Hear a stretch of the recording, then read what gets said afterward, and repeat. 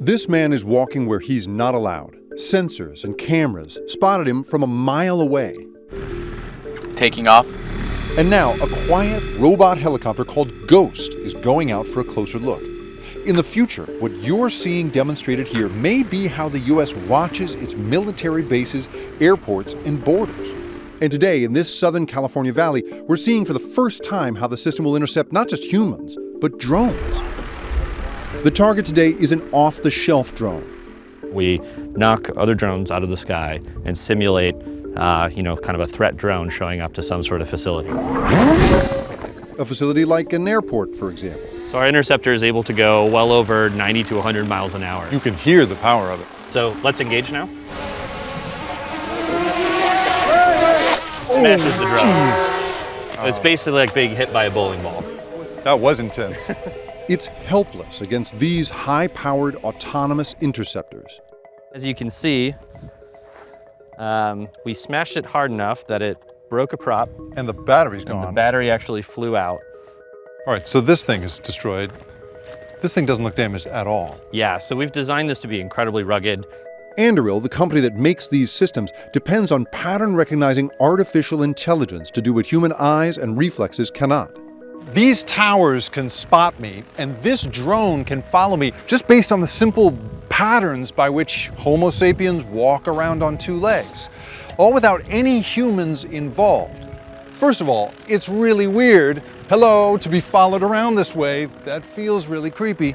But the more important question is whether we as human beings are prepared for a world in which the military uses things like this to follow us around. Palmer Luckey believes we are. How would you describe the promise of what you're doing with drones? Right now, the skies are the Wild West. Anyone can do whatever they want as long as they're willing to violate the law, and there's no way to stop them. Why is it important to you to build what you guys build? It's important to build what we build because I want our military to know what they're doing. They make better decisions when they have better information. They're safer when they have better information.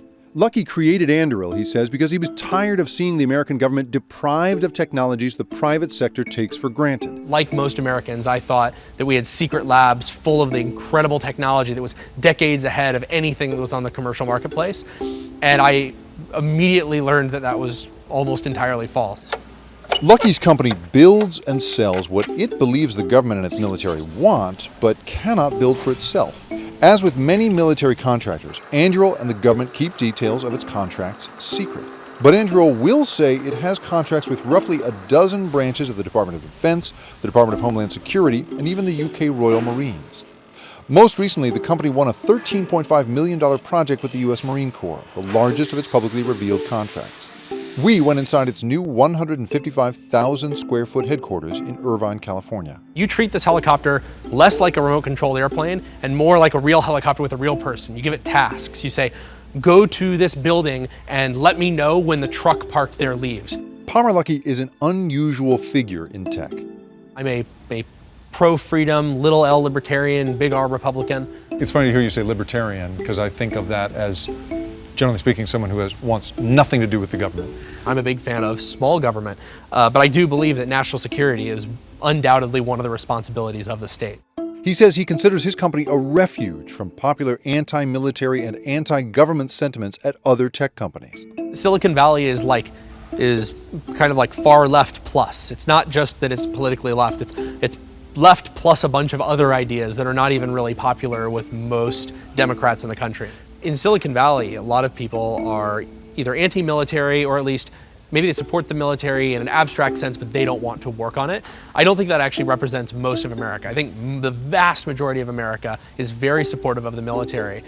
But at Amazon, around 450 workers signed a 2018 letter that demanded in part that Amazon stop selling facial recognition services to law enforcement. Also that year, roughly 4,000 Google employees signed a letter stating that a Pentagon contract to assist the U.S. government in military surveillance is not acceptable. Google went on to pull out of that contract.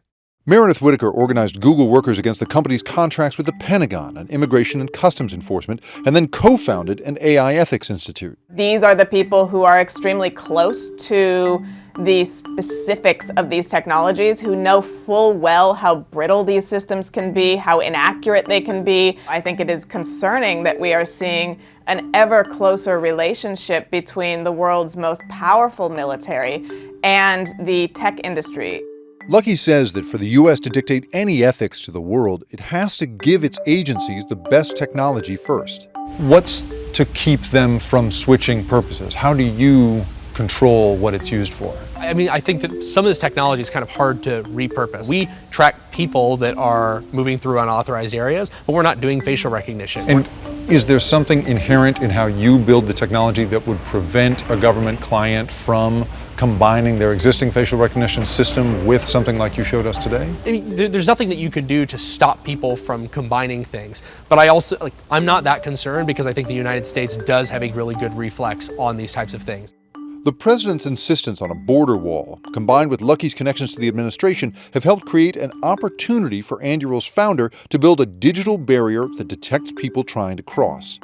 But what you don't want to do is say, I'm afraid my technology might be used someday for something that might be unethical, and therefore I'm going to deprive the armed forces of the technology wholesale so they can't use it in any case. Meredith Whitaker believes companies like Anduril have essentially no public oversight. Most of what we know about what they're doing and how it's being used have come through organizers and scholars filing Freedom of Information requests. So this is not something that is put to a democratic process to deliberate and debate. Luckey first gave the U.S. government a look at its borders, and then the ability to defend it against drones. What will he sell his clients next? The biggest problem with our technology as it stands right now is that we've built it around defending static locations, a military base, a border, critical infrastructure, maybe an encampment that somebody's made. I actually see it in a totally different way. What I really want is surveillance that you can deploy on demand to a specific area for a specific need and then pull out. It would make me nervous to have that much control over what the military is interested in next. Do you ever feel that way? Not really, but that's also because I think the things that we're working on are the things that I also think are important. Like, I specifically got into this business because I wanted to change the way that the military buys technology. Are there uses to which the U.S. government could put your technology that you simply would not allow? I think it's very difficult for there are things that I don't want it to be used for sure. I can't say that there's any hypothetical where I'd say, yes, I'm going to somehow control the government. Imagine if an industrial supplier in the United States says, I disagree with these bombing activities that are taking place in the Middle East. Therefore, I am not going to sell you the metal that you need to make the turbine blades, to run the engines, to run those aircraft, and I'm just going to refuse to sell you that stuff.